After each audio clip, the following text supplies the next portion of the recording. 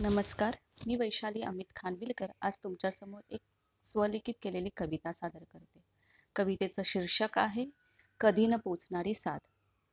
शोधले मी किती बाई सापडत तरी नाही, आणून देईना कोणी आज मला माझी आई.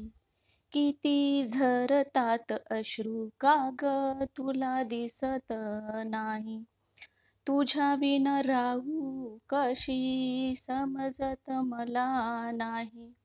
चूक काय झाली होती माझी मज सोडून तू गेली, घाली आता कोण माझ्या डोई मायेची सावली.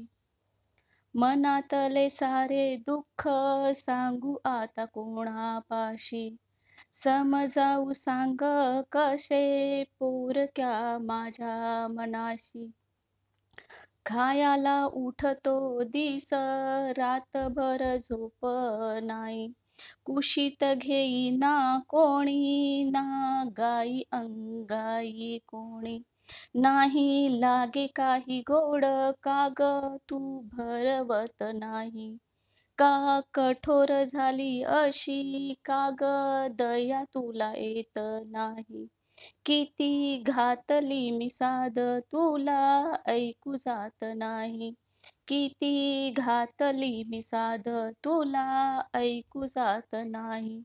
जाऊन कुठं बसलीस तू का ग परतत नाही, जाऊन कुठं बसलीस तू का ग परतत नाही.